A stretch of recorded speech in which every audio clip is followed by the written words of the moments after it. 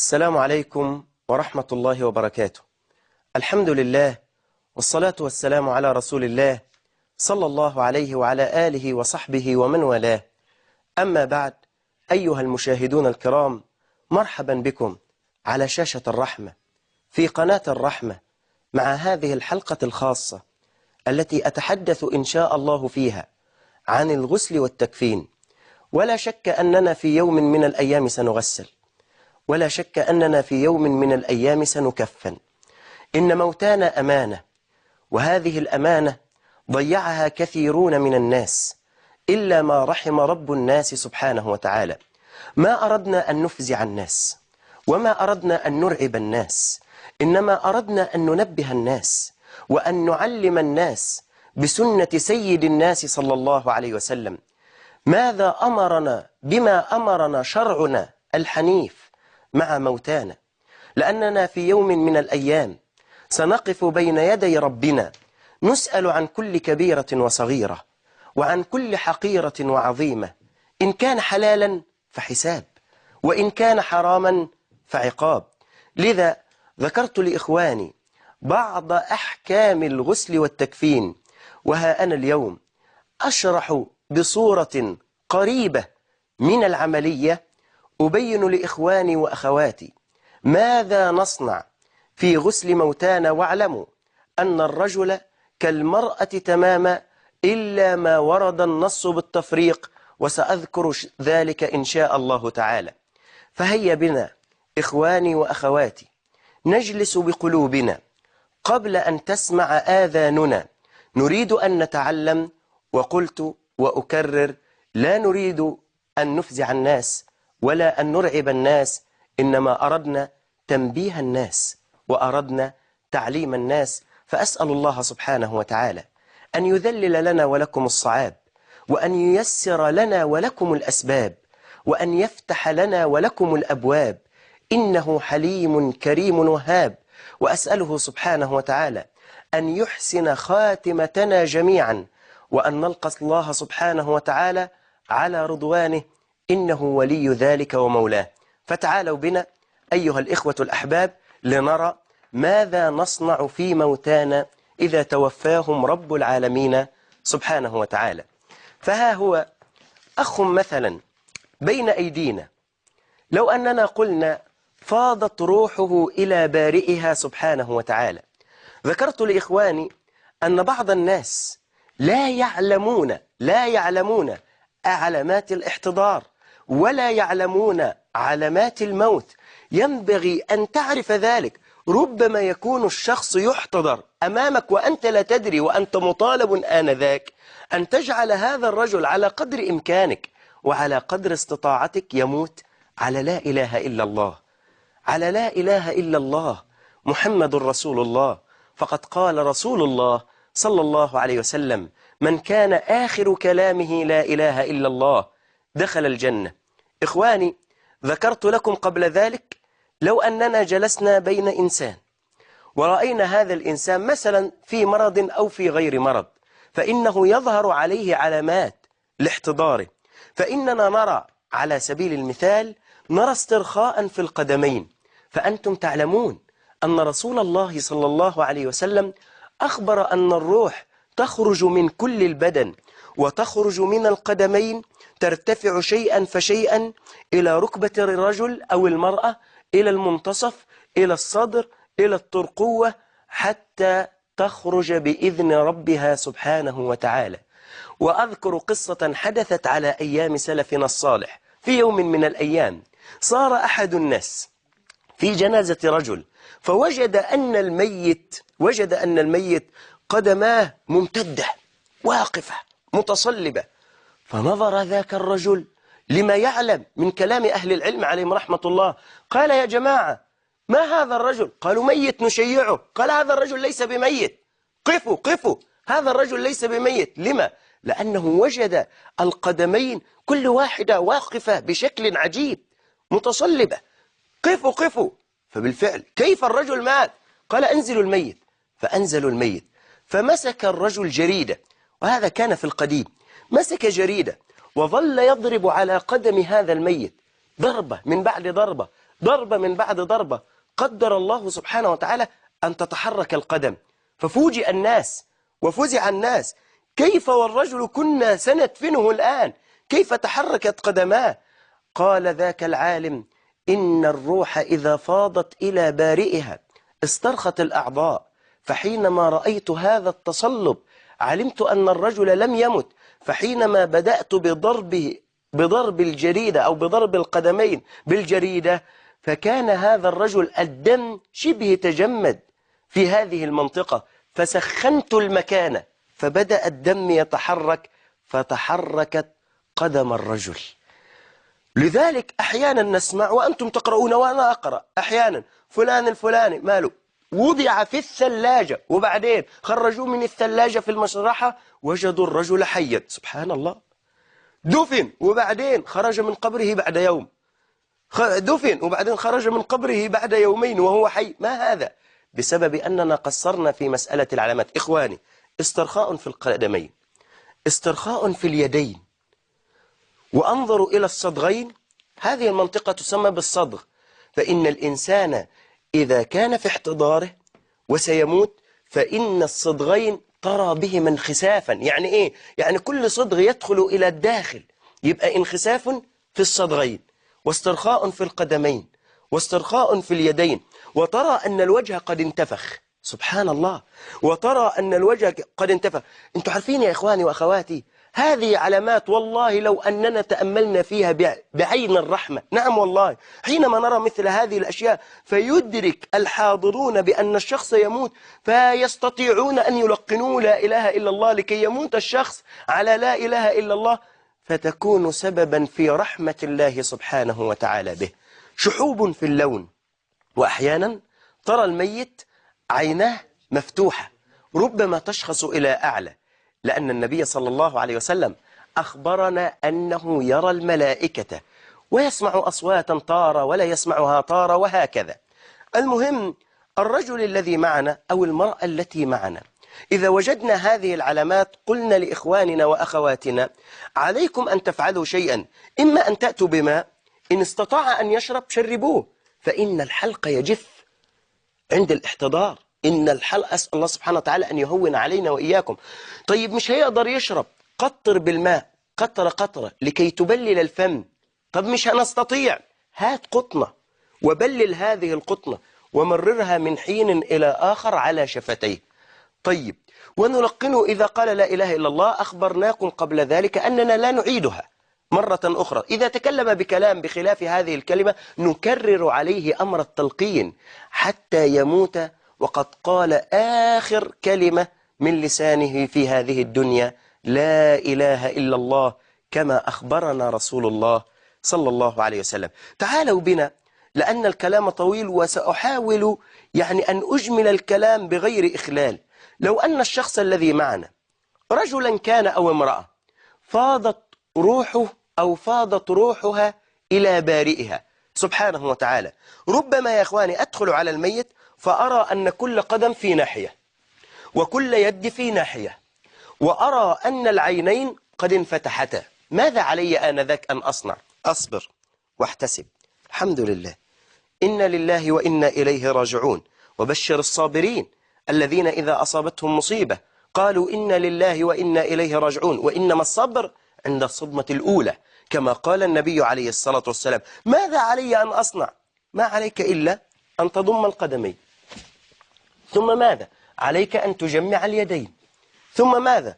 انظر إلى العينين، إن كانتا قد فتحتا كما رأى رسول الله صلى الله عليه وسلم ذلك مع أبي سلمة، فلقد غمض النبي صلى الله عليه وسلم عينيه وهو يقول عليه الصلاة والسلام: إن الروح إذا خرجت تبعه البصر، إن الروح إذا خرجت تبعه البصر. وذكر العلماء لذلك طريقتين: الطريقة الأولى العينين كلاهما مفتوح، إما بكف يدي بهذه الصورة، بكف يدي الأعضاء كلها انفصلت، كل العظام، عندي الرأس كأنها انفصلت عن الرقبة، سبحان الله، العظام مفككة، الكف منفك، كف القدم منفك، العظام مفككة. ولذلك يا أخواني لو أتينا بالميت فأردت أن أفتح فمه فأنزلت حنكه لم فتح، أردت أن أرفعه يرتفع معي. سبحان الله، العظام مفككة بعد الموت. لك طريقتان، الأولى إما أن تغمض العينين بكفيك وإما بأصبعيك. استحب بعض العلماء عليهم رحمة الله أن تقول بسم الله وعلى ملة رسول الله عليه الصلاة والسلام، ذكرها النووي وغيره عليه رحمة الله، ذكر ذلك في المجموع، لكن لم يثبت ذلك عن رسول الله صلى الله عليه وسلم، إنما ثبت ذلك عند التلحيد، عند نزول القبر تقول بسم الله وعلى ملة رسول الله أو على سنة رسول الله، على اختلاف الألفاظ التي وردت عن النبي عليه الصلاة والسلام. أما في هذا لا أعلم ذكرا معينا ذكره رسول الله صلى الله عليه وسلم. يبقى أغمض العينين إما بكفي وإما بالأصبعين بالسبابة والوسطى. ثم ماذا؟ ربما أرى الفم مفتوحا، فماذا علي؟ علي أن أمسك رأسه من أعلى وأن آتي بيدي الأخرى أسفل الحنك، ثم أرفع هذا الحنك حتى يغلق. طب وبعدين عليك أن تأتي بقماشة وليكن كهذه مثلا، ثم ماذا؟ ثم أنزل هذه القماشة من تحت حنكه وأربطها أعلى رأسه. طب لما تصنع هذا؟ حتى لا ينفتح الحنك، وأنتم تعلمون إن الميت لو تركناه والعينان مفتوحتان من دخل عليه رعب منه، والفم مفتوحا من دخل عليه رعب منه.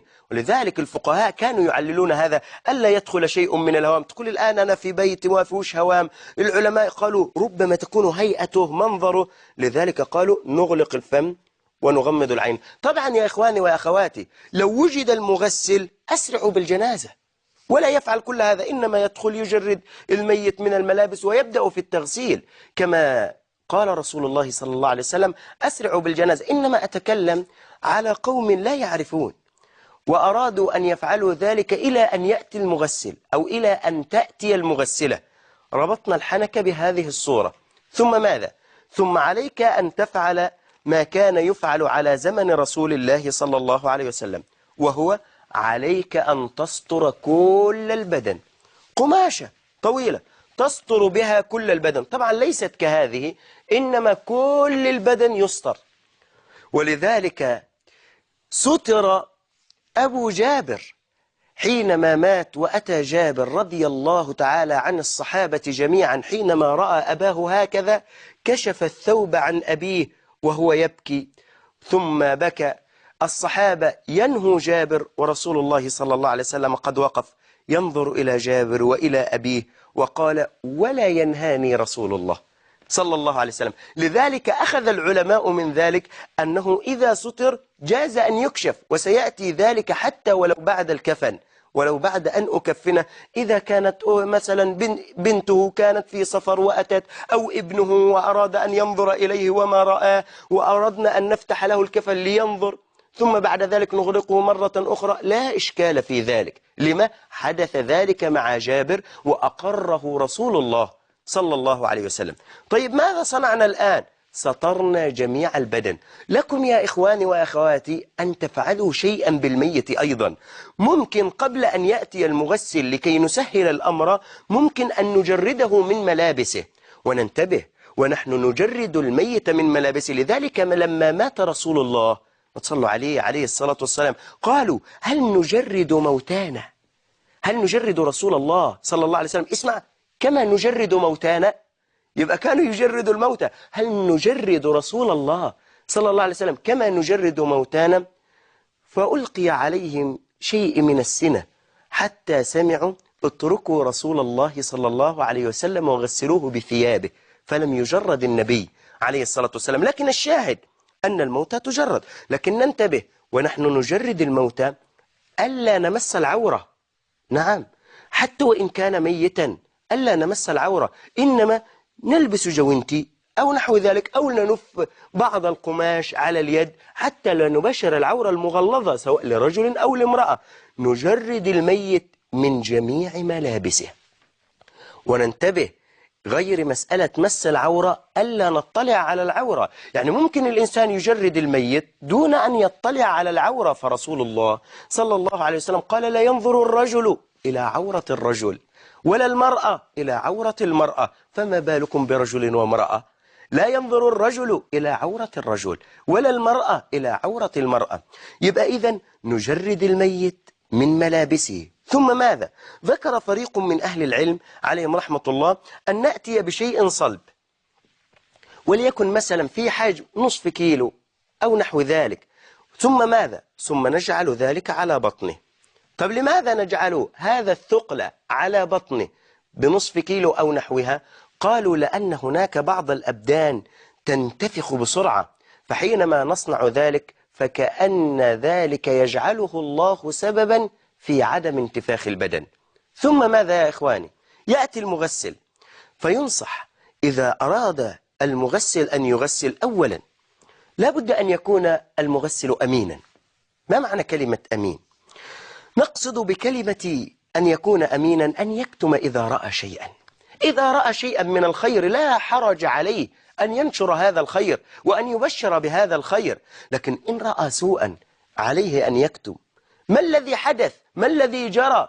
يسكت ويقول نسأل الله الرحمة للجميع، خير إن شاء الله، ونحو هذه العبارات التي يوري بها. بعض العلماء جوز، خذوا بالكم من الكلام، بعض العلماء جوز للمغسل أن يذكر السيء الذي يراه دون أن يذكر الرجل، إنما يذكر أفعاله السيئة ويذكر كيف كان على خشبة الغسل، كيف كان في القبر ونحو هذا، ليتعظ الناس لا لفضيحة الرجل. فممكن أقول كان الرجل مرابيا، كان رجلا مثلا يظلم الناس، كانت امرأة تغتاب وتنم ولا تصلي وحدث معها كذا وكذا، دون أن يعلم الإنسان من هذا الرجل ومن. لما؟ ليتعظ الناس، ليعتبر الناس.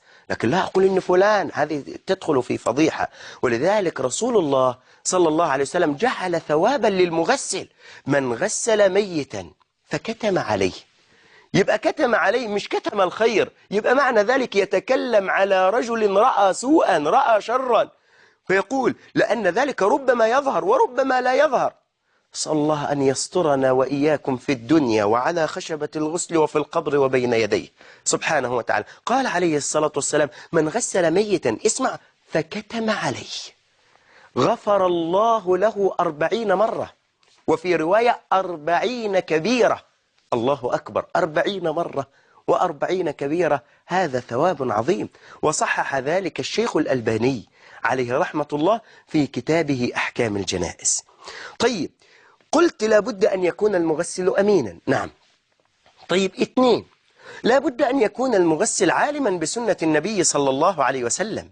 نعم، أن يكون عالما بالسنة، لا أقصد أن يكون كابن تيمية عليه رحمة الله، ولا أن يكون كابن القيم ولا نحو هذا، لا لا لا لا يا إخواني، إنما أقصد أن يكون عالما بأمر التغسيل وأمر التكفين على هدي رسول الله صلى الله عليه وسلم. وألا نترك الناس لأنهم يجهلون ولا يعلمون، يدخل الشخص يفعل في الميت أفعالا ما هي من السنة وبدعا وخرافات وخزعبلات، جزاك الله خيرا يا فلان، جزاك الله خيرا يا فلان، وهو سبحان الله تجرأ وفعل ذلك بأمانة ويسأل عنها بين يدي الله سبحانه وتعالى. لذلك إن كان الشخص قد وصى بأن يغسلني فلانا، يبقى نأتي بفلان هذا طالما أنه على السنة. ولذلك ذكر العلماء أن وصية الميت تفتح قبل الشروع في تغسيله. لما؟ ربما وصى أن يغسله فلان، أن يصلي عليه فلان، أن يدفنه فلان، وهذا من حقه، وهذا من حقه طالما أنه من أهل الصلاح وأوصى بأهل الصلاح، طالما أنه أوصى بأهل الصلاح وبأهل العلم بسنة النبي عليه الصلاة والسلام. يبقى أن يكون المغسل أمينا، أن يكون عالما بهدي رسول الله صلى الله عليه وسلم. يدخل هذا المغسل، سبحان الله، يقول بعض الفقهاء المغسل يكون معه أعوان، يكون معه مساعدين، فله أن ينتقي من يعرف التغسيل، وله أن ينتقي، اسمع، من بعض أهل الميت من يراهم في طرف زائد. لما؟ لكي يتعظ، لكي يعتبر، يقول تعال أنت معي يا فلان، تعال ناولني يا فلان. لكن لا نكثر من الدخول على الميت، سبحان الله. ولذلك أنا أتذكر الآن كلمة عظيمة لابن سيرين رحمه الله، قال إذا غسل الميت اعمل إيه؟ أظلم المكان. ليه؟ حتى يستر. إحنا ما بنقولش أظلم المكان، المكان منور، لكن ما ينفعش أن أغسله في سطح والناس يطلعون. ما ينفعش أغسله في شقة وأفتح الشباك على الآخر ولا البلكون على الآخر والناس يطلعون على الميت وأنا أغسله وهم في بيوت أخرى. ما ينفعش أدخل أغسل ميتا والغرفة كلها رجالا ولا الغرفة كلها نساء وهذه للعبرة وهذه للعبرة. لا، معك واحد، معك اثنين، ثلاثة بالكثير، لكن لا تكثر. لما؟ لأن الميت هذا ينبغي أن يستر، وهذه سترة له، وكفى بالموت عظة وعبرة كما يقول البعض. لذلك يا إخواني ينبغي علينا أن نتنبه لمثل هذا. عليه أن يكون في مكان مستور وأن يستر الميت قدر الاستطاعة. لا يتجه المغسل مباشرة إلى الجثة، إنما عليه أن ينظر ابتداء لتحضير الأشياء التي معه. ابتداء، واحد، وجد الميت بهذه الصورة، نعم، يبقى ماذا عليه؟ عليه أن يعد كفنه، عشان ما يغسلش وبعدين يبدأ يجلس ويجلس في الكفن. لا، عد الكفن، عد أشياءك أولا. عليك أن تعد الكفن. ماذا نصنع في الكفن؟ مثلا كفن رجل معي كفن رسول الله صلى الله عليه وسلم في 3 أثواب. هذا مثلا على سبيل المثال يا أخواني، هذا كفن يكفن فيه الرجال ويدرج فيه الرجال وتدرج فيه النساء. لو أننا لاحظنا هذا القماش يا أخواني بهذا العرض، هذا ما يسمى بالقماش العرض ماله؟ عرضين. يعني ايه العرض عرضين؟ يعني هذا القماش لو أنني أردت أن ألفه على جسدي سيغلق على جسدي، صح؟ نعم. هل يحتاج مني أن أخيط قماشة بجوار أخرى؟ الجواب لا. ولذلك لا تتعبوا أنفسكم بأن تأتوا بقماش العرض عرض واحد. طب العرض عرض واحد ما يمكن أبدا أن يغلق على جثة، لذلك نأتي بقماش وبجوارها أخرى. وبعض الناس يظن الخياطة لها طريقة معينة والقماش له طريقة معينة. شوفوا يا أخواني، نتفق على شيء في الأكفان، نتفق على شيء. لو أننا وضعنا الرجل أو المرأة في كفن ولو واحد ستر بدنه كفى عند أهل العلم عليهم رحمة الله. إنما نحن نتكلم على سنة النبي عليه الصلاة والسلام. في 3 أكفان، ماذا أصنع في هذا القماش؟ القماش أحيانا يكون معدن. إذا كان العرض عرضين يبقى مش هتحتاج لمخيط. طب العرض عرض واحد، عليك أن تخيط. يقول لك وسع المكان شوية، وسع المخيط، وسع الإبرة شوية. وسعت أو لم توسع لا شيء في ذلك يا إخواني، ولم يرد في ذلك هدي عن النبي صلى الله عليه وسلم. يقولون حتى نوسع للجثة، لا حرج، خيطناها على مكنة أو على غير ذلك لا إشكال. المهم عندي 3 أثواب وأضع الكفن. قال العلماء عليهم رحمة الله نضع أفضل واحدة، أول واحدة. لما؟ لأنها ستكون الظاهرة عند الناس. والحمد لله رب العالمين سبحانه وتعالى وسع على جميعنا، حتى منا من لم يستطيع أن يشتري الكفن فيجد من يقف بجواره ويأتيه بهذا الكفن. نجعل الأكفان هكذا، وضع القماشة الأولى وبعدين وأجعل الثانية وبعدين أجعل الثالثة. لك أن تضع بين الأولى والثانية طيبا، ولك أن تضع بين الثانية والثالثة طيبا، ولك أن تضع على الثالثة طيبا، ولك حينما تغلقها أن تضع طيبا. خذوا بالكم يا أخواني، وضعنا القماشة الأولى ثم القماشة الثانية عليها ثم القماشة الثالثة عليها، فأصبحت ال3 بهذه الصورة واحدة فوق الثانية. ماذا علي أن أصنع؟ آتي من الجانب الأول، من الطرف الأول، ثم ماذا؟ أجمع هذا الطرف بهذه الصورة، أبرمه، جمعه، لفه إلى أين؟ إلى منتصفه مثلا، إلى منتصف هذا القماش. وبعدين من الناحية الثانية عليك أن تلف الكفن بهذه الصورة إلى أين؟ إلى المنتصف الآخر، حتى يكون الكفن معك بهذه الصورة. يبقى أعددنا الكفن ولا شيء. طب والمرأة كذلك لنا أن نكفنها أيضا في 3 أثواب، ولم يرد عن النبي عليه الصلاة والسلام أنها تكفن في 5، إنما الأحاديث الواردة في ذلك لم تثبت عن رسول الله صلى الله عليه وسلم، وصح ذلك عن بعض السلف كالشعبي رحمه الله تعالى وغيره، صح عنهم أنهم كفنوا في 5، فلا حرج إذا كفن في 3. الرجل كالمرأة، للقاعدة الأصولية على الراجح التي تقول ما يخاطب به الرجال يخاطب به النساء، وما يخاطب به النساء تخاطب به الرجال، إلا ما دل الدليل على التخصيص. وماذا علي؟ علي أيضا أن أقطع بعض الأقمشة بهذه الصورة. لما هذه الأقمشة؟ وممكن تكبرها شيئا ما. هذه الأقمشة يا إخواني حتى نمسح النازل. اعمل واحدة واثنين وثلاثة واربعة وخمسة، اعمل ثلاثة. إن وجدت ما ينزل مرة أخرى بأربعة، ينزل تاني خمسة ستة سبعة. واستحب العلماء أن تختم على وتر، يعني استخدمت 8 وخلاص نظف المكان، استخدم التاسعة لتوتر. هكذا استحب العلماء عليهم رحمة الله. طيب، وحضرت هذا القماش الذي أمسح به، حضر هذا القماش الذي تربط به الكفن، كهذا القماش الذي وضعناه على رأس الميت، هذا قماش يربط به الأكفان. طيب، حضرنا هذا القماش، عليك أن تعد سترة للميت سواء كان رجل أو امرأة. طيب، ما هي السترة؟ السترة يا إخواني بالنسبة للرجال أسطره بهذه الصورة، المهم من فوق السرة يكون هذا مغطى ولغاية الركبتين هذا مغطى. وأنا أنصح إخواني وأخواتي، ليس شرطا أن نجعل السترة من نفس قماش الكفن، ليس هذا شرطا، بل بالعكس أحيانا قماش الكفن يكون خفيفا، فإذا وضعناه سترة مثلا على الرجل وقد جردنا الرجل تماما، حينما نضع الماء هذه السترة تلصق على البدن فتظهر العورة. فلذلك لا حرج أن آتي بملاية مثلا أو بقماش يعني ثخين شيئا ما حتى أستر هذا الميت، فاستره، سترك الله سبحانه وتعالى. إن كانت مرأة عليك أن تغطي من ثديها إلى أين؟ إلى ركبتيها، إلى ركبتيها نغطي. وليس معنى أن المرأة تغسل المرأة أنها تنظر للعورات أو تمس العورات بسهولة، لا يا إخواني، هذه سترة، وينبغي للإنسان أن يحافظ على الشرع. طيب خلاص، معايا سترة ومعايا الأربطة ومعايا الكفن ومعايا هذه الأشياء. كذلك يا إخواني عليك أن تأتي بقطن. هذا القطن لما؟ إنك ستستخدم هذا القطن في مسألة المضمضة وفي مسألة الاستنشاق للميت، فيكون معك قطنا. كذلك أيضا ذكر العلماء عليهم رحمة الله يكون معك كفورا. طب ليه الكفور؟ تجعله في الغسلة الأخيرة. ليه في الغسلة الأخيرة؟ أذكر أن ابن قدامة رحمه الله تعالى ذكر أن ميتا، طبعا ذكر فوائد للكفور في المغني رحمة الله عليه، قال إن الكفور يسبب واحد، شوف من منافعه، واحد يجعل الجسد يتأخر في مسألة تحلله، لا يتحلل بسهولة بسرعة.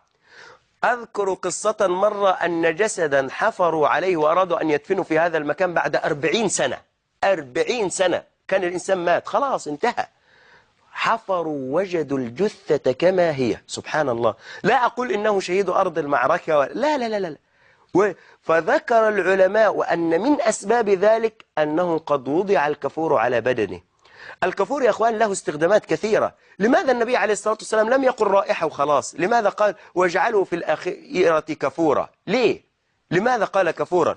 أولا يبعد الهوام عن البدن، يبقى عندي واحد يجعل البدن يتحلل بعد فترة. 2 يبعد الهوام، يعني أي هوام تأتي سبحان الله لا تطيق رائحة الكفور تبتعد، في النهاية يتحلل، لكن تبعد الهوام عن البدن. ولذلك أنصح إخواني وأخواتي، إذا وجدنا جرحا في بدن الميت وينزل منه دم، سبحان الله، الكفور إذا وضع على مكان هذا الجرح فإنه يصلب الدم مكانه ولا يجعل الدم ينزل مرة أخرى. قال عليه الصلاة والسلام واجعله في الأخيرة كافورا أو شيئا من الكفور. لذلك أتينا بالكفور. هل يغني عن الكفور أي رائحة؟ ضع أي رائحة، لكن الكفور لن يقوم بوظيفته شيء آخر.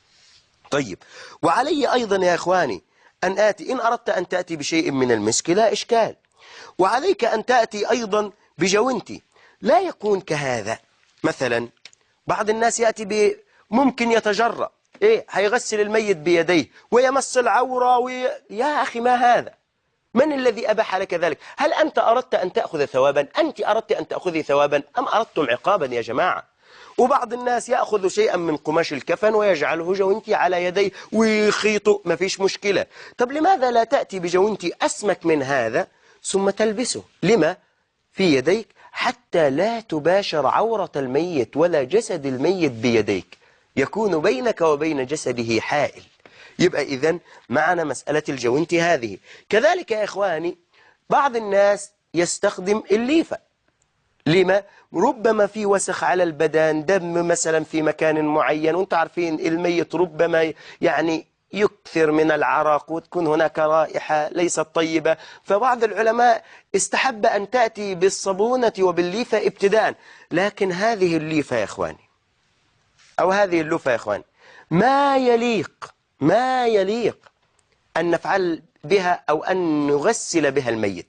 هذه أكرمكم الله في الغالب يعني أمهاتنا وأخواتنا يغسلون في الحمامات وفي البيوت، يغسلون أكرمكم الله الأطباق والحلل بمثل هذه. ائتوا بليفة عادية يا إخواني وطبية، استخدموا مع الميت. لماذا لا تستخدموا مع الميت ما يستخدم مع الحي؟ وليس شرطا أن نأتي بشيء جديد. ائتي بالليفة التي عندك في الحمام، لا إشكال. استخدمت قبل ذلك لا إشكال. من قال أنها لابد أن تكون جديدة؟ صابونة لا أيضا إن كان هذا ولا بد ما فيش مشكلة. لكن إن غسلتها مثلا وأردت أن تستخدم جديدة أو أردت أن تستخدم القديمة لا حرج.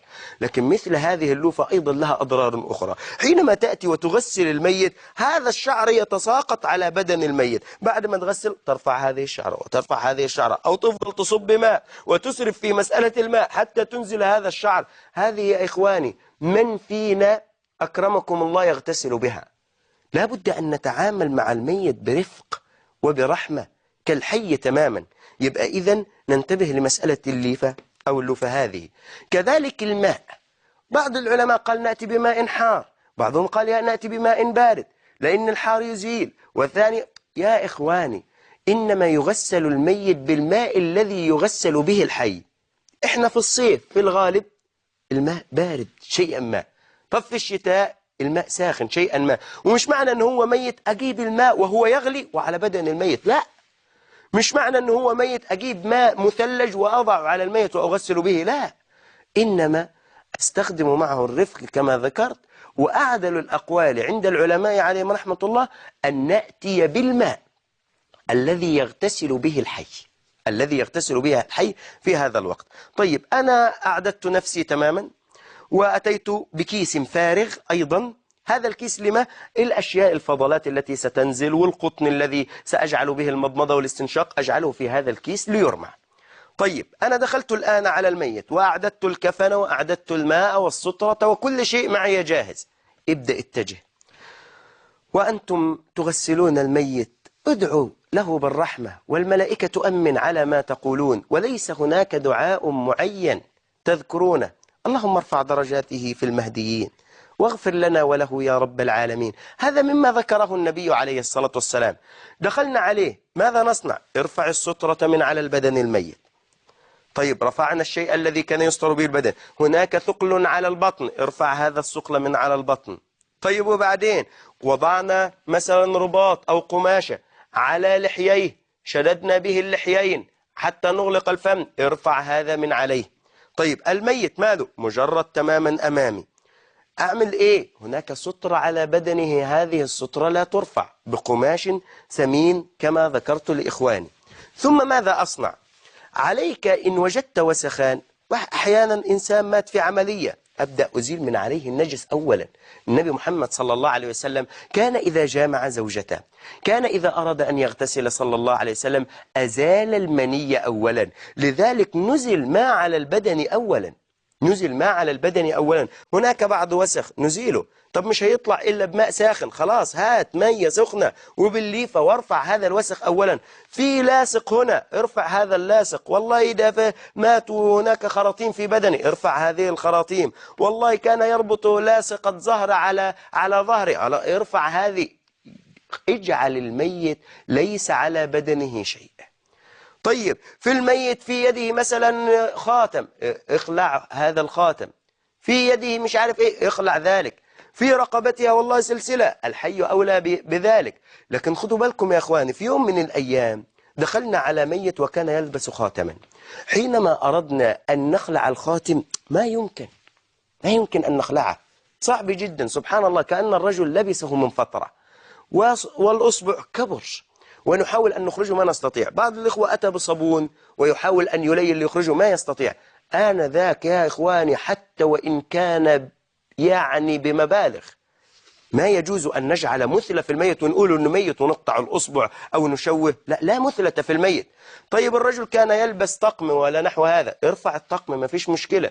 لا، ده احنا لو جينا رفعنا الطقم ربما يعني يتأثر ويتشوه، خلاص اتركه. لكن إن كان بشيء يسير يبقى الحي أولى بذلك. بعض الناس كان يركب مسامير أبلتين، شوف سبحان الله، يروح فتحين ويأخذون، هذه مثلة في الميت ما تجوز، لا يجوز أن يفعلها. المسامير دي بمبالغ باهظة يوضع. ذكر فريق من العلماء أنه إذا وضع لفترة حتى غلب على الظن التحلل بعد فترة طويلة جاز، حتى لا نضيع هذه الأموال تكون من إضاعة المال. إذا فتح القبر آنذاك سنجد المسامير، لكن أقطع في البدن وأفتح في البدن لا، هذه مثلة وممنوعة. وضعنا السترة، ثم ماذا؟ رفعنا الأشياء التي على البدن، ثم ماذا؟ هنبدأ في الغسل. معي رجل يساعدني والمرأة معها أخرى تساعدها ونحو هذا، ويجوز، والأصل الرجال يغسلون الرجال والنساء يغسلن النساء. لكن هل يجوز لرجل أن يغسل امرأة؟ يجوز ذلك بين الرجل وامرأته فقط، بين الرجل. في خلاف بين العلماء، وهذا الراجح من أقوال العلماء عليهم رحمة الله. ومن الأدلة على جواز ذلك قالت أم المؤمنين عائشة: لو استقبلت من أمري ما استدبرت ما غسل النبي صلى الله عليه وسلم إلا نساؤه. وقد قال رسول الله صلى الله عليه وسلم: ما ضرك لو مت قبلي فغسلتك وكفنتك وقمت على أمرك. يبقى إذن النبي عليه الصلاة والسلام بيتكلم مع عائشة لو أنها ماتت قبل لغسلها هو وكفنها. ولقد كان لكم في رسول الله أسوة حسنة. واحد ما حدش يقول دي خاصة بالرسول عليه الصلاة والسلام، لا، الأصل عدم الخصوصية إلا ما دل الدليل على الخصوصية. ندخل يا إخواني على التغسيل، وهذا مع الرجال ومع النساء كما ذكرنا. معنا الصابونة بهذه الصورة. أبدأ معي المساعد، ويحاول هذا المساعد لئلا ينكشف على العورات. ابدأ ضع الماء، يضع الماء وأبدأ أرغي، طبعا مش بهذه اللوفة إنما بأخرى. وبعدين تكون مثلا يعني التي تباع في الصيدلية أو نحو هذا، أو التي تغتسل أنت بها. وبعدين ومعي الصابونة. واحد يجي يقول لك إيه الدليل على الغسل الذي ستفعلونه هذا بالليفة والصابونة؟ قلنا نرفع الأذى أولا كما كان النبي عليه الصلاة والسلام يزيل المني. وابدأ دائما في تغسيل الميت من الرأس. هنبدأ من الرأس. أبدأ من الرأس يا أخواني. بعض العلماء جوز أن أضع في الميت عشان ما يدخلش ماء إلى أنفه ولا إلى فمه، ولو حركنا بطنه لنزل.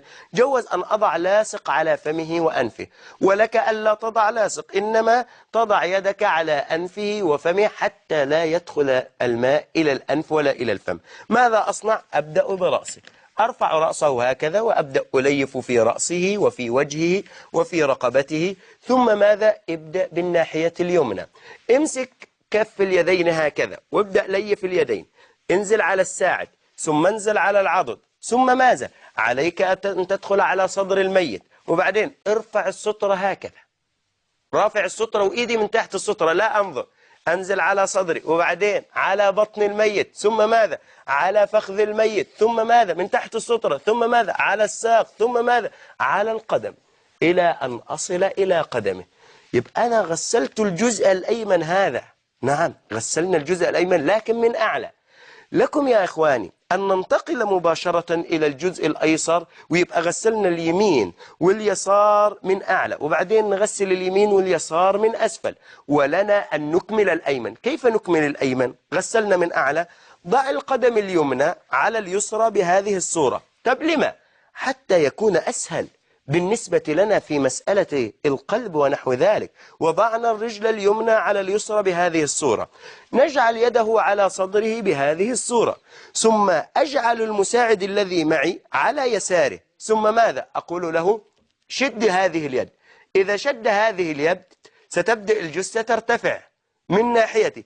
أبدأ أغسل الجزء الأيمن من ظهري، أبدأ أنزل على ظهري والذي في مقابلة بطني، وأبدأ أنزل الذي في مقابلة منتصفه إلى أن أصل إلى قدمه. ثم ماذا؟ ثم أجعل اليد بجوارها هكذا وأرجع القدم إلى أصلها. يبقى غسلت الناحية اليمنى من أعلى وغسلت الناحية اليمنى من أسفل. ثم ماذا؟ تعال إلى الناحية اليسرى. افعل فيها ما فعلت في اليمنى.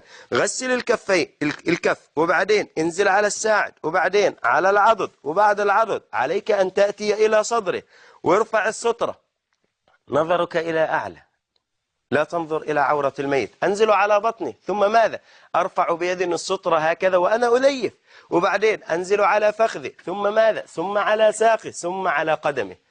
طيب أريد أن آتي بالناحية اليسار من ظهري، أجعل القدم اليسرى على اليمنى بهذه الصورة، ثم ماذا؟ ثم أجعل قدمه يده هذه على صدره، ثم أرفعه شيئا ما.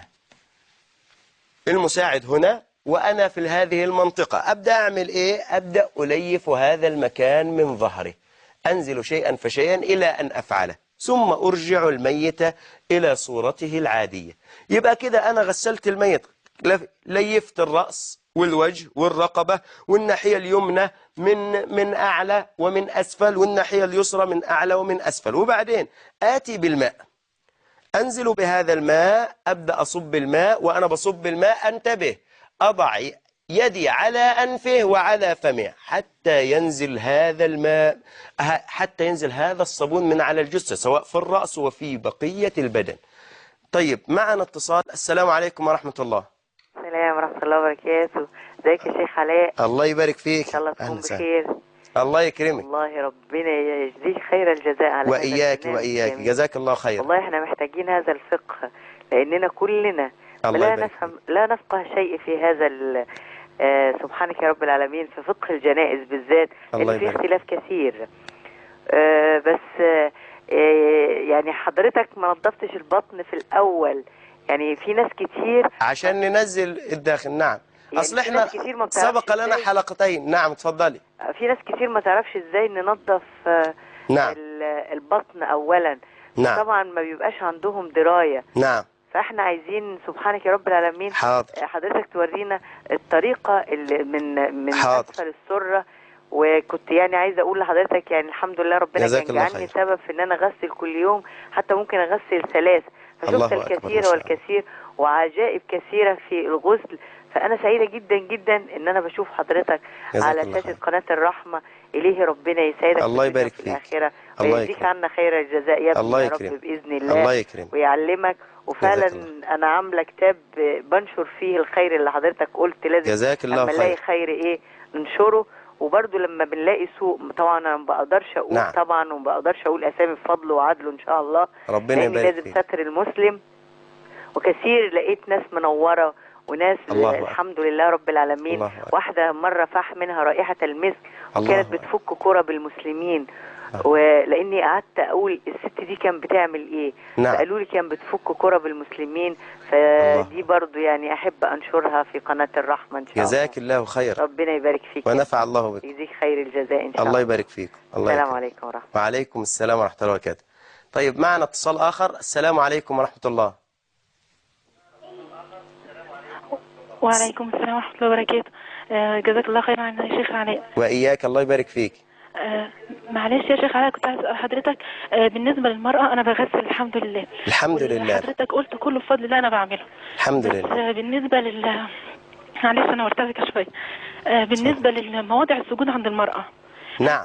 هل تطيب؟ تطيب؟ يعني نحط لها طيب.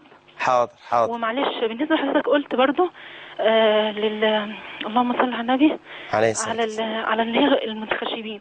انا مره غسلت امراه كانت في حاله، يعني هي كانت ست كبيره جدا. نعم. في حاله عصيبه جدا من التخشب، حاولت الاقي مفاصلها ما لقيتش معايا.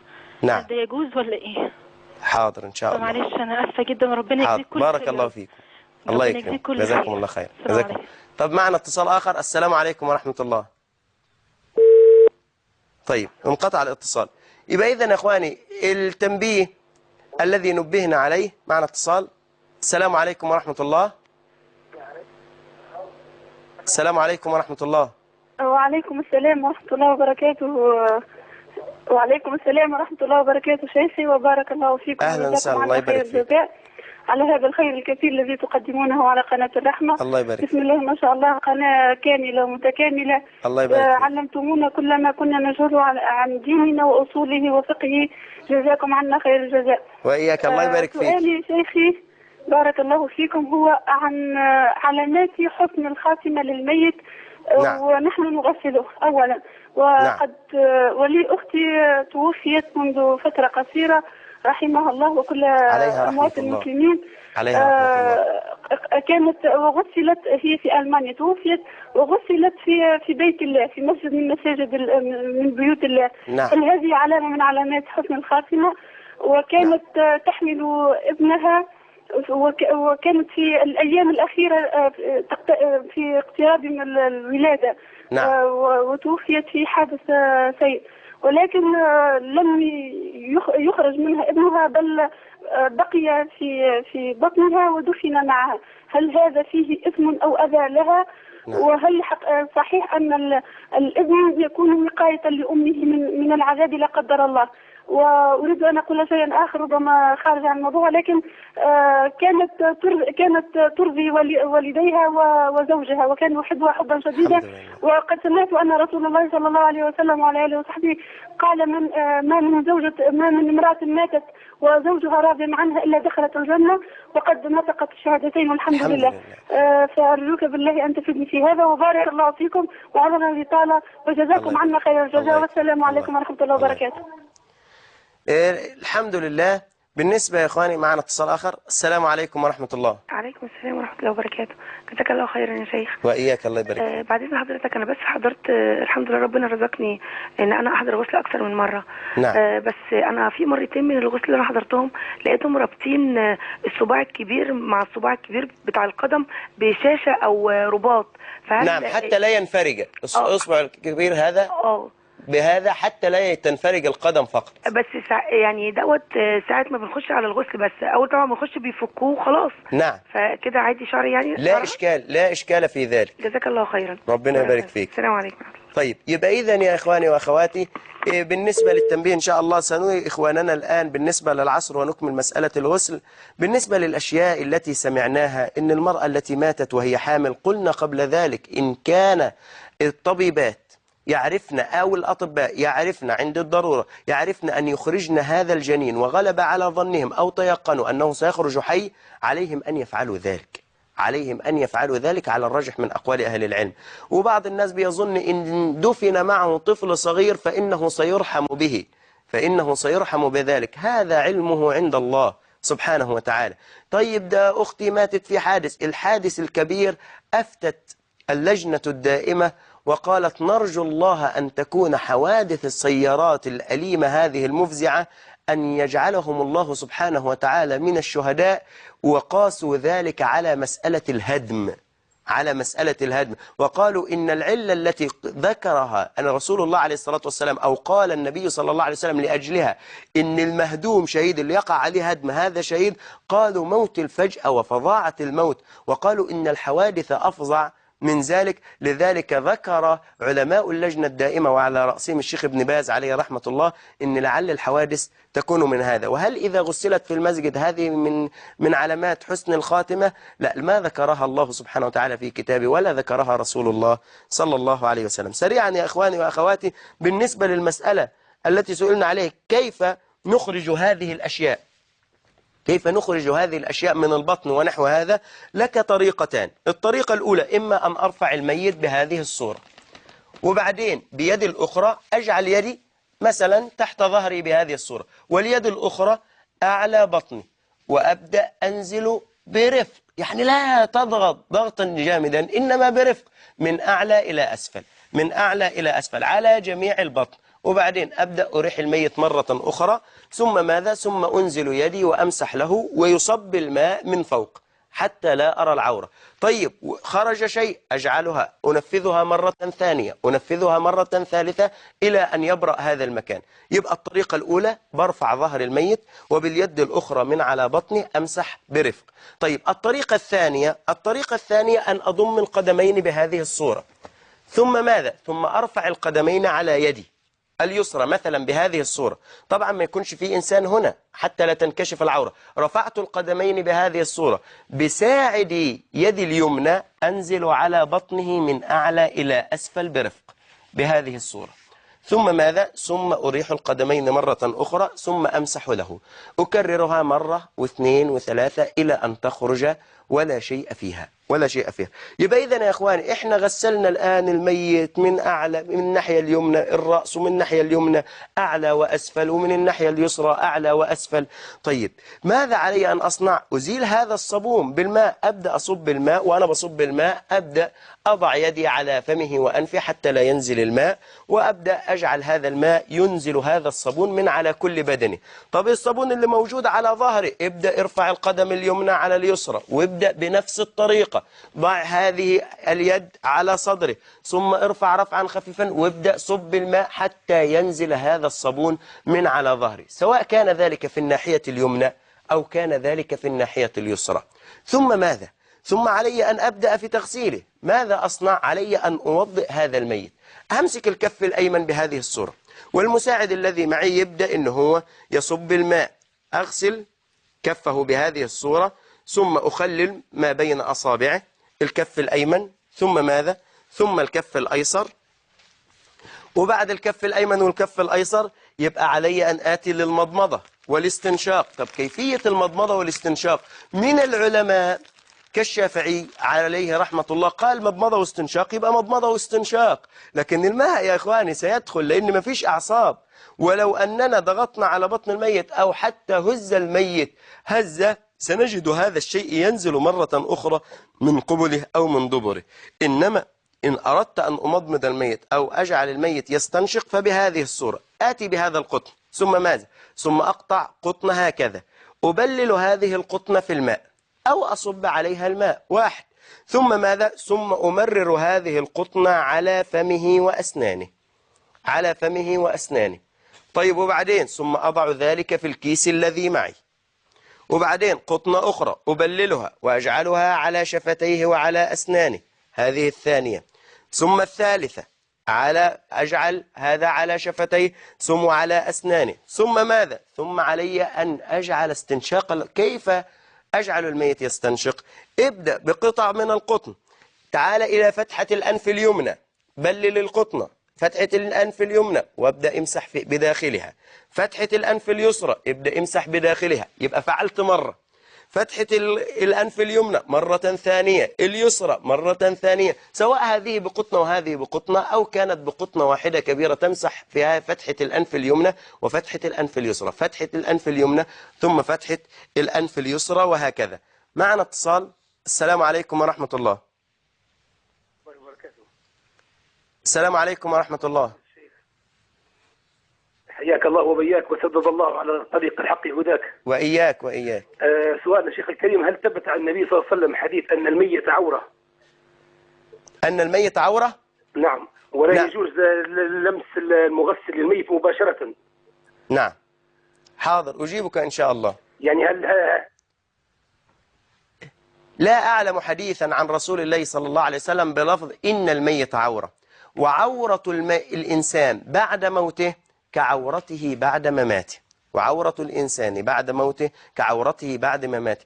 معنا اتصال آخر. السلام عليكم ورحمة الله. وعليكم السلام ورحمة الله وبركاته. تفضل. شكرا يا شيخ. الله يبارك فيك. بالله عليك يا شيخ، نعم. زوجتي توفت في المستشفى وقام بغسلها رجل، عليها رحمة الله. في ذلك؟ سمعني يا شيخ؟ أيوة، زوجتك توفيت في المستشفى. نعم، والذي قام بغسلها رجل، فما الحكم في ذلك؟ من كان يغسلها؟ رجل متكلف. رجل كان يغسلها؟ نعم. لا حول ولا قوة إلا بالله. هذا لا يحل له. لكن إن حدث التغسيل اكتفي بهذا التغسيل، لكن لا يحل لهذا الرجل. وأنتم إن كنتم تقدرون لا يحل لكم، إن كنتم تعلمون لا يحل لكم ذلك. إنما النساء يغسلن النساء والرجال يغسلون الرجال، ولا يستثنى رجل مع امرأة اللهم إلا إذا كان رجل مع امرأته أو رجل مع صبية صغيرة عندها سنة، عندها سنتين، عندها 3، في حد لا يشتهى، جاز للرجل أن يغسل هذه الصبية، كما يجوز للمرأة أن تغسل الصبي الصغير الذي يصل أيضا إلى حد عدم الاشتهاء. بعض العلماء حدد ذلك بسنوات، والصواب أنه لا يحدد بسنوات، إنما ينظر لحد الاشتهاء، بخلاف ذلك لا. طيب معنا يا إخواني بدأنا نزلنا هذا الصابون من على بدن الميت، وبدأنا في مسألة الوضوء، وغسلنا الكفين والمضمضة والاستنشاق بالقطن. دائما يا إخواني إذا أردنا أن نغسل وجه الميت أو سنغسله ابدأوا من أعلى إلى أسفل، ويبدأ من الرأس، لا يبدأ أبدا من القدم. ماذا أصنع؟ أجعل الماء على يدي، ثم ماذا؟ ممكن أجعل أخ من الإخوة الذين يساعدوني يرفعون الرأس هكذا، ثم ماذا؟ ثم أنزل بهذا الماء الذي على الكفين على وجهه من أعلى إلى أسفل. وحدود الوجه كما تعلمون من منبت الشعر إلى أسفل الذقن، ومن شحمة الأذن اليمنى إلى شحمة الأذن اليسرى. ثم آخذ ماء مرة أخرى ثم أجعلها على وجهي، الوضوء العادي الذي نتوضأه يا أخواني. أجعل الماء في كفي ثم أجعلها على وجهي للمرة الثالثة. طيب إن كان هناك لحية يبقى علي أن أجعل الماء على يدي وأخلل هذه اللحية. ولك طريقتان في التخليل. الطريقة الأولى أن تجعل الماء على كف يديك ثم تجعل هذا الماء تحت الحنك بهذه الصورة، ثم تبدأ بيديك تنشر هذا الماء يمينا ويسارا. طيب الطريقة الثانية تجعل الماء على يديك وتجعل يديك على اللحية هذه كالمشط تماما بتمام. معنا اتصال. السلام عليكم ورحمة الله. السلام ورحمة الله. كيفك يا شيخنا؟ الحمد لله والله بخير. إننا نحبك في الله إن شاء الله. أحبك الله الذي أحبتنا فيه. شيخنا نحن كنا في غسل والمتوفي كان في عملية في غسيل كلى.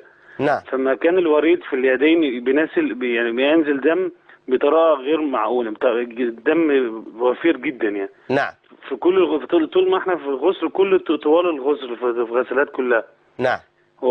فكنا عاوزين نسأل يا شيخنا، احنا وضناه واحنا بالدم ولم نعاني من الدم، فكان دم لحد احنا لدرجه ان احنا في اخر الغسل ربطنا الدم كويس جدا بحيث ان ايه في الكفن ما يبانش في دم. فهل الدم يبطل الغسل؟ نعم. طيب أجيبك إن شاء الله. شوفوا يا إخواني، مسألة هل الدم يبطل الغسل أم لا يبطل الغسل، الجواب أنه لا يبطل الغسل، لا يبطل الغسل، كما أنه لا يبطل غسل الحي. والأصل أن أمور الحي كأمور الميت في هذا الشأن، إلا ما دل الدليل على التفريق. لكن نقول لإخواننا إن كان الدم ينزل من الأنف، إن كان الدم ينزل من الفم، إن كان الدم ينزل من أي مكان فليصبروا. يعني في دم في الأنف، عمال أغسل الوجه وبعدين ألاقي الدم ينزل من الأنف، ينزل من الفم، يا إخواني تاتوا بمخدة أو بشيء، ثم ماذا؟ ثم ارفعوا بدن الميت هذا بهذه الصورة على هذه المخدة حتى تجعلوا هذه الرأس إلى أسفل. الأصل ألا نجعل الميت على بطنه، لكن في هذه الصورة جاز أن أفعل ذلك حتى ينزل هذا الدم. اتركه يا أخي واصبر عليه دقيقتين، 3 دقائق، 4 دقائق، 5 دقائق، سيصفى هذا الدم تماما. كذلك الذي كان في الوريد، إن طالت المسألة جاز لك أن تجعل شيئا على هذا الدم حتى يقف هذا الدم ولو بلاصق. معنا اتصال. السلام عليكم ورحمة الله. السلام عليكم ورحمة الله. وعليكم السلام ورحمة الله وبركاته. جزاك الله خير يا شيخ علاء. وإياك الله يبارك فيك. لو سمحت كنت عايزة أسأل حضرتك سؤال يعني. اتفضلي. والله أنا يعني ما عنديش معلومات نهائي في الغسل، فحبيت أدخل يعني أتعلم. نعم. فدخلت على غسل جدتي يعني، وكانت المغسلة يعني حبت تنزل شيء منها يعني زي نعم. حضرتك فعلت كده بالظبط. نعم نعم. بس هي رفعتها فعلا، بس يعني هي أدخلت يديها في عورتها. نعم. يعني أدخلت يديها يعني للداخل. نعم. حضرتك فاهمني؟ أيوه فاهم. دي حاجة. الحاجة الثانية إن هي ما ضفرتش شعرها، قالت نعم. إن ربنا خلقنا إحنا نزلنا من شعرنا ده مش متضفر، نعم. فنروح لربنا شعرنا برضو مش متضفر. نعم. فأنا قلت لها إن أنا أعلم إن المفروض إن شعري يتضفر، بس ما كنتش متأكدة. نعم. فراحت قالت لي إن أنت عملتي كده أنت اللي هتشيلي يعني هتتحملي المسؤولية دي. فأنا خفت فما ضفرتش شعرها على أساس إن أنا مش متأكدة يعني. أجيبك إن شاء الله يا أختي. بالنسبة يا إخواني لمسألة وضع شيء في العورة وأبدأ لكي أنزل شيئا أضع شيئا في العورة، هذا حرام، هذا حرام. حتى وإن كانت المرأة حية ما بنقول لها إن أردت أن تتطهري من مسألة شيء نزل من القبل أو من الدبر لا عليك أن تدخلي شيئا إلى هذا المحل، إنما الخارج إنما الخارج هو الذي يزال، إنما الخارج هو الذي يغسل. ومسألة إنها تتجرأ وتقول إحنا ولدنا هكذا ونذهب بغير الضفائر، أهي أعلم أم رسول الله صلى الله عليه وسلم؟ بنت النبي صلى الله عليه وسلم مشطوها كما في حديث أم عطية وضفروا شعرها 3 ضفائر وألقوا ذلك خلفها. معنا اتصال. السلام عليكم ورحمة الله. السلام عليكم. وعليكم السلام ورحمة الله وبركاته. السلام عليكم يا شيخ علاء. وعليكم السلام ورحمة الله وبركاته. بقول لحضرتك، هو يعني في حكاية الغسل وكده بيبقى مشهور يعني او حاجة زي سمعت حاجة زي كده اللي هو في المنقبات بيبقوا بينقبوها عشان تبقى يعني ما تقابل ربنا تبقى هي منقبة. اللي هي الميتة؟ ان هي اللي هي منقبة. ايوه الميتة بينقبوها عشان تبقى هي ايه يعني رايحة لربنا منقبة. نعم نعم. فانا عايزة اعرف يعني هل ده صحيح في السنة ولا مش صحيح؟ حاضر. أي امرأة منقبة متبرجة في أي شيء كفنها واحد وسترتها واحدة واللف واحد واللف واحد. معنا اتصال آخر. السلام عليكم ورحمة الله. وعليكم السلام ورحمة الله وبركاته. السلام عليكم يا شيخ. وعليكم السلام ورحمة الله وبركاته. السلام عليكم. وعليكم السلام ورحمة الله وبركاته. اتفضلي يا أختي. أنا يا شيخنا نبي نسأل، والله نسمع أن التغسيل يكون الميامن قبل المياسر. نعم، الناحية اليمنى قبل اليسرى. فقمت بتغسيل جدتي فغسلنا الأعلى قبل الأسفل. نعم، الأعلى من الناحية اليمنى؟ الجهة اليمنى الأعلى قبل. نعم. بعدين نزلنا اللي هي الجهة اليسرى الأعلى قبل. نعم. يعني الجزء الأعلى قبل الأسفل. لا إشكال. فهل صح هذا يا شيخنا؟ لا إشكال. فبعد فترة علمت إن يعني الغسل يكون حسب علمي إن الغسل يكون الجهة العليا الأيمن اللي هي ثم الأيسر للرجلين. نعم. وأنا قمت بتغسيل الأيمن والأيسر الأعلى قبل. نعم. فهل كان علي إثم أو أجيبك إن شاء الله. كانت نفسيتي يا شيخ والله تعبت حسب علمي يعني. حاضر أجيبك. المفترض من شيوخنا يبينوا هالشيء هذا. حاضر أجيبك إن شاء الله. ذكرنا أن العلماء عليهم رحمة الله ذكروا قولين في ذلك: أغسل اليمنى من أعلى، ثم اليمنى ثم اليسرى من أعلى، وقالوا دي الميامن ودي المياسر، وبعدين في الظهر كذلك. وإن كان ظاهر الحديث مع العلماء الذين قالوا اليمنى من أعلى ثم من أسفل، يبقى أنهيت الجهة اليمنى بالنسبة للميت، ثم اليسرى من للميت ثم من أعلى ثم من أسفل. لكن على كل إن وضعنا اليمنى أولا ثم اليسرى من أعلى وبعدين اليمنى من أسفل وبعدين اليسرى من أسفل لا حرج، وذلك قول عند أهل العلم. ولو أننا بدأنا باليسرى، شوفوا بدأنا باليسرى ولو من أعلى وأسفل ثم جعلنا اليمنى، هذه مخالفة لهدي النبي صلى الله عليه وسلم، لكن الغسل صحيح.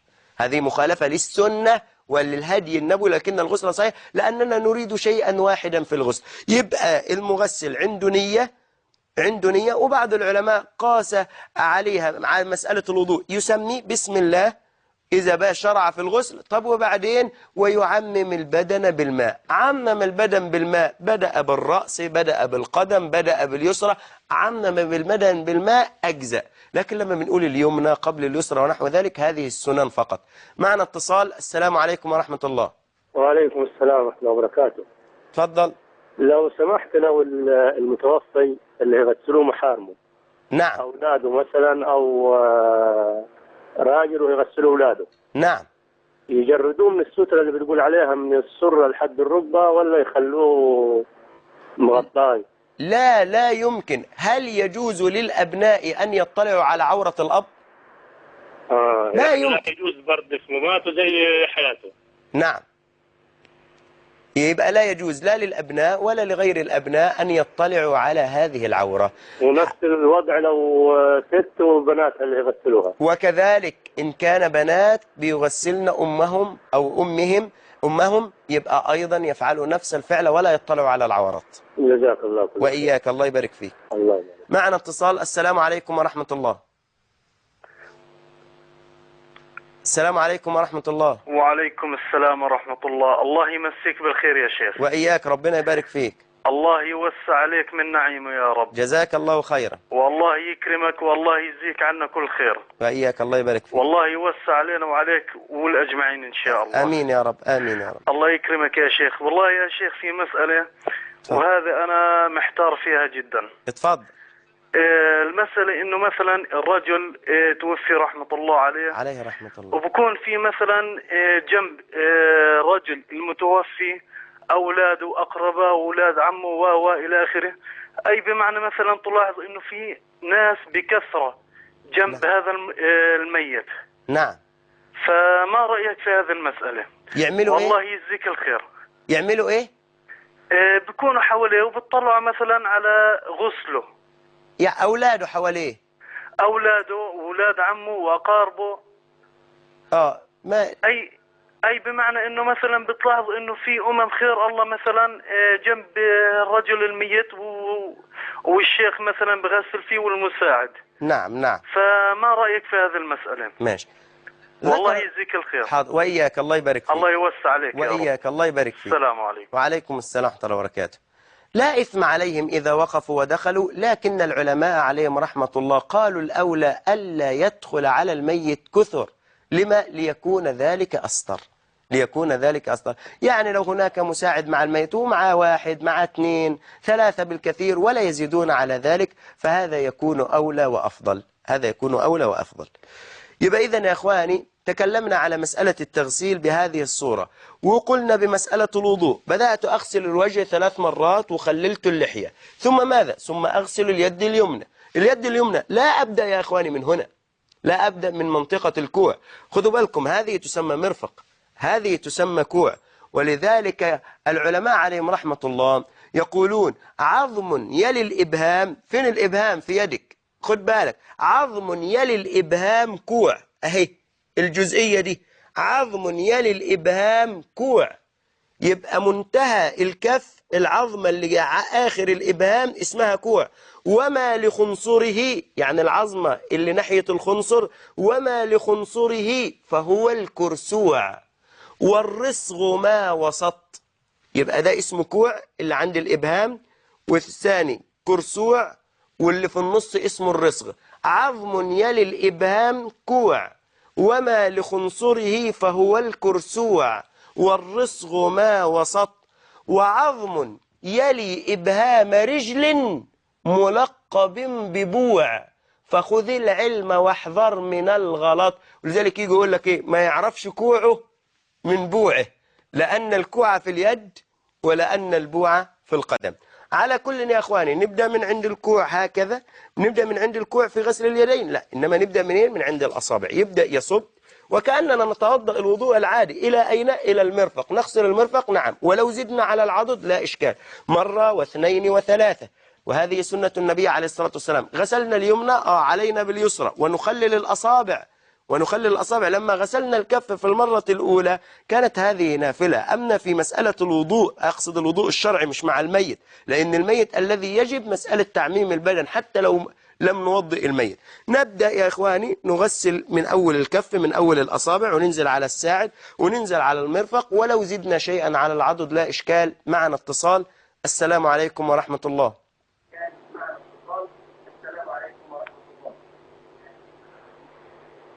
السلام عليكم. السلام عليكم. وعليكم السلام ورحمة الله وبركاته. أهلا وسهلا. عندي سؤالين في غسل الميت. اتفضل. واحد توفى بسبب حادث ورجله بترت. نعم.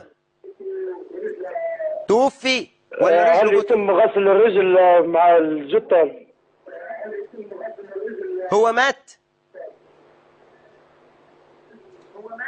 هو مات ورجله انقطعت. نعم. هل يتم غسل الرجل مع الجثة؟ نعم، حاضر، أجيبك إن شاء الله. السؤال الثاني. طب معنا اتصال آخر. السلام عليكم ورحمة الله. عليكم السلام ورحمة الله وبركاته. تفضل. بارك الله فيك يا شيخ. وإياك، الله يبارك فيك. الله يخليك. معلش عندي سؤال بس. كان في سيدة يعني بتعلم مراتي الغسل. نعم. فكانت بتقول ان هو هي ما زالت بتعمل كده، بتمسح مش بتصب ميه. بتمسح الجثة على الجثة فقط؟ نعم. بقطن مبلول وتمسح. نعم. واخد بالك؟ مش بتصب ميه. نعم. وهي بتغسل كده وما زالت بتغسل كده وبتعلم مراتي كده. نعم. وبعد ما تنتهي من الغسل بتحط قطن في الدبر. نعم. فهل ده صحيح ولا لا؟ حاضر أجيبك إن شاء الله. حاضر. واخد بالك؟ يعني الله يبارك. عايزين بس نتأكد ايه حكاية المسح دي هذا المسح لا يجزئ في الغسل. هذا المسح لا يجزئ في الغسل، ولا بد أن تنصح هذه المرأة. والمسح لا يجزئ، إنما لابد من الغسل، والغسل هو إسالة الماء على العضو. الغسل إسالة الماء على العضو. وأما وضع شيء في الدبر فهذا لم يرد عن رسول الله صلى الله عليه وسلم، ولذلك لا يفعل. وبالنسبة للسؤال الذي كان قبل ذلك، إذا قطعت القدم في حادث ومعنا البدن نغسل القدم ونغسل البدن ونجعل ذلك في كفن واحد. نغسل القدم ونغسل البدن ونجعل ذلك في كفن واحد. وقلنا لإخواننا قبل ذلك، إذا قطع عضو من الإنسان والإنسان حي، قطعت يده مثلا لا قدر الله أو قطعت قدمه، يبقى يغسل ذلك ويكفن ويدفن، لكن لا يصلى على هذا العضو ما دام أن صاحبه حي. لكن صاحبه موجود وقد قطع، بيغسل هذا العضو ويغسل الجسد ويوضع في كفن واحد. نقول لإخواننا، يبقى إحنا الآن بدأنا في مسألة غسل اليدين في الوضوء، وبعدين نمسح الرأس. نأتي بماء على الكفين، وبعدين أبدأ أمسح الرأس من مقدم الرأس إلى القفا، ثم أعود مرة أخرى كالوضوء تماما يا أخواني، مرة واحدة. وبنفس المسحة هذه أمسح الأذنين، أجعل السبابة في داخل الأذنين، واجعل الإبهام يمسح خارج الأذنين مرة واحدة. ثم ماذا؟ ثم أنزل الماء على القدمين. أبدأ بالقدم اليمنى وأخلل ما بين الأصابع إلى أن أصل إلى الكعبين، العظمتان الناتئتان اللتان يفصل بين كف القدم وبين الساق. وبعدين بغسل القدم إلى الكعبين الناحية اليمنى، وبعدين الناحية اليسرى. أنهيت مسألة الوضوء. ثم ماذا؟ قلت لك ابدأ من الرأس. ابدأ بقى، أنا في إيدي الجوانتي، وبعدين واحد بيصب علي، ابدأ من ناحية الرأس. هذا ماء عادي، لا في صابون ولا في رائحة. إن أردت أن تضع ماء وسدر تضع ورق النبق عليه لا إشكال في ذلك. نبدأ نصب الماء، ببدأ إن أنا أغسل رأسه، وبعدين ووجهه وقفاه ورقبته. شوفوا الغسل الأول الذي صنعناه هو يا إخواني. نبدأ بيده اليمنى، وبعدين أبدأ أخلل ما بين الأصابع. كل هذا بغسل. أيوة نعم، كل هذا بغسل، وأنا أدلك في بدنه، وأنزل على الساعد وعلى العضد، وأنزل على صدره وعلى بطنه، وأنزل على فخذه وعلى ركبتيه وعلى ركبته وعلى ساقه وعلى قدمه. وبعدين اعمل الناحية الأخرى اليمنى من أسفل. أرفع القدم اليمنى على اليسرى بهذه الصورة، ثم أرفع اليد على صدره بهذه الصورة، ثم أرفع رفعا خفيفا، وأبدأ أدلك من ناحية الظهر وأنا أنزل من أعلى إلى أسفل. ثم ماذا؟ ثم أنتقل إلى الناحية الثانية، وبعدين أمسك اليد اليسرى، أبدأ أغسل في اليد اليسرى وأدلكها، وأنزل على الساعد، وأنزل على العضد، وأنزل على الصدر، ثم على البطن، ثم على الفخذ، ثم على الساق، ثم على القدم. ثم ماذا؟ ثم أرفع القدم اليسرى على اليمنى بهذه الصورة، ثم آتي بيده اليسرى وبعدين على صدره، ثم يرفع رفعا خفيفا. وأنتبه لمسألة السترة، وأغسل ظهره من الخلف من أعلى إلى أسفل أيضا. يبقى إذن أنا غسلت، أعمم البدن بالماء، غسلت رأسه، غسلت اليمين من أعلى ومن أسفل، واليسار من أعلى ومن أسفل. أفعل هذا يا إخواني به مرة، وبعدين مرة، وبعدين والثالثة. طب وبعدين أشياء بتنزل من قبل الميت أو من دبر الميت. هنا فريق من العلماء قال امسح النازل فقط، وفريق من العلماء قال امسح النازل ووضه، وفريق من العلماء قال عليك أن تغسله غسلة أخرى. وهذا الظاهر في حديث أم عطية حينما قال النبي صلى الله عليه وسلم اغسلنها 3 أو 5 أو 7. اسمع، إن رأيتن ذلك، إن رأيتن ذلك، إن رأيتن ذلك. وكأن النبي عليه الصلاة والسلام يعلمنا إذا رأيتم شيئا ونحو ذلك في الميت فكأنكم تعيدون الغسل من جديد. لكن واحد مسح وخلاص، هذا قول للعلماء، واحد وضى وخلاص ومسح النازل، لا إشكال. لكن الظاهر لهذا الحديث الذي ذكرناه أننا نغسله مرة أخرى. طيب، بعد ما غسلنا نجعل في الغسلة الأخيرة كفورا، سواء أتينا بالكفور الأقراص هذا يا إخواني أو أتينا باللي هو السائل، نخلطه بالماء الذي معنا، ثم نغسل بدن الميت بنفس الطريقة التي نغسل بها كل مرة. لك أن تجعل قبل كل غسل وضوء، لك أن تجعل قبل كل غسل وضوء، ولك ألا تجعل وضوءا إلا مع الأول، وبعد ذلك تغسل الرأس والناحية اليمنى والناحية اليسرى، لك هذا ولك ذاك. طيب، يكفيك كم مرة؟ يكفيك أن تغسل الميت أو الميتة مرة واحدة، يكفيك أن تغسل الميت أو الميتة مرة واحدة.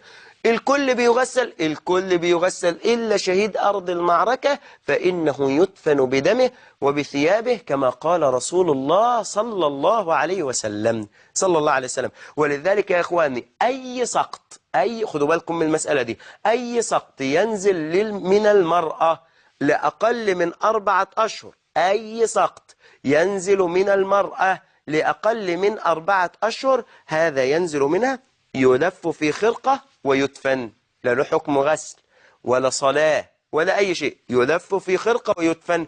من بعد 4 أشهر إذا نزل يغسل ويكفن. طب ومتى نزيد الصلاة عليه؟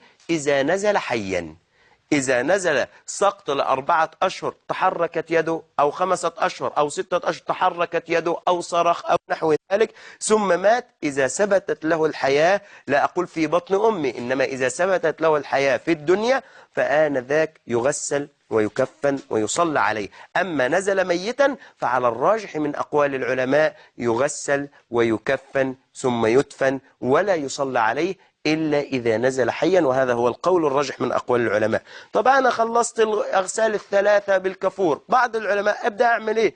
أبدأ أجفف البدن. كيف أجفف البدن؟ معي فوطة كهذه مثلا، وأبدأ أعمل إيه؟ أبدأ أجفف حتى المكان الذي أغسل عليه الميت يا إخواني. ماذا أصنع؟ ممكن آتي بفوطة أو بأي ملاية أو قماشة، أعمل إيه؟ هبدأ أرفع القدم اليمنى على اليسرى هكذا، واليد على الصدر هكذا، ثم أبدأ أرفع بدن الميت، وبعدين أبدأ أمسح هذا الجزء وأنا رافع الميت، أمسح هذا الجزء تماما من المياه حتى لا يبلل الكفن، وبعدين أعيد اليد مرة أخرى والقدم مرة أخرى، وأعيد القدم اليسرى أجعلها على اليمنى هكذا، وأرفع يده اليسرى على صدره، ثم أبدأ أرفع، وبعدين أمسح من الناحية الثانية. يبقى كأنني مسحت الشيء الذي عليه الميت من الناحية اليمنى واليسرى. ثم ماذا يا إخواني؟ ثم آتي بسطرة أخرى، واحد يمسك مع قصاد السترة، واحد ماسك السترة، وبعدين أقول له انزل على الميت، ينزل وهو يمسك أمامي، ينزل على الميت، وبعدين أروح وأنا نازل حتى لا نرى العورة أروح رافع السترة التي كانت عليه. لما؟ لأن هذه مبتلة، ووضعت واحدة مجففة. ثم ماذا؟ ثم علي أن آتي يا إخواني بمسألة الفوطة هذه، ثم أجفف بدن الميت، أجفف بدن الميت سواء من أعلى أو من أسفل بالطريقة التي ذكرناها في الغسل. يبقى إذن المكان الذي أغسل فيه جفف، والسترة جددت، والبدن الحمد لله جفف، وانتهت المسألة على كده. يبقى آنذاك بقي أن ندرجه يا إخواني في الكفن، بقي أن ندرجه في الكفن. طبعا في مسألة الكفن 3 لفائف اللي احنا ربطناهم بهذه الصورة. ال3 لفائف هذه يا إخواني ماذا نصنع فيها؟ عليك أن ترفع قدم الميت بهذه الصورة. لك طبعا عند بعض العلماء أن تجعل طيبا على بدني أو أن تجعل كفورا على بدني، واستحبوا أن تبدأ بمواضع الوضوء ال7، يعني على كفيه وعلى جبهته بأنفه وعلى ركبتيه وعلى قدميه، ثم تجعل الكفور على بدني. فعلت ذلك أو لم تفعل ذلك لا حرج إن شاء الله عليك، لأنك غسلت الغسلة الأخيرة بالكفور، غسلت الغسلة الأخيرة بالكفور. رفعت اليمنى على اليسرى هكذا، ورفعت اليد على صدري هكذا، ثم رفعته، ثم ماذا؟ ثم جعلت هذا الكفن بهذه الصورة وهو ملفوف باللفة التي ذكرناها تحته هكذا. ثم ماذا يا إخواني؟ ثم آتي لهذا الجزء الذي من الناحية اليمنى، أبدأ أفرد هذا الجزء بهذه الصورة، أفرده بهذه الصورة. ثم ماذا؟ ثم أبدأ أرفعه الميت، والسترة موجودة زي ما هي.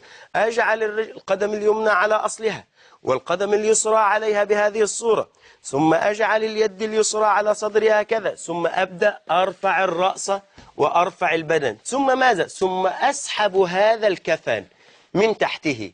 يبقى إذا لما أبدأ أسحب هذا الجزء اللي باقي الملفوف اللي عندي، أبدأ أسحبه من تحت بدن هذا الميت، أبص ألاقي الميت على الكفن، بدل ما أنا أشيل معايا وأبدأ أشيل الميت وأنا واضع الكفن في مكان آخر، وربما يضغط أحد على بطني فينزل شيء. لا، بهذه الصورة وبهذه الطريقة التي جعلناها.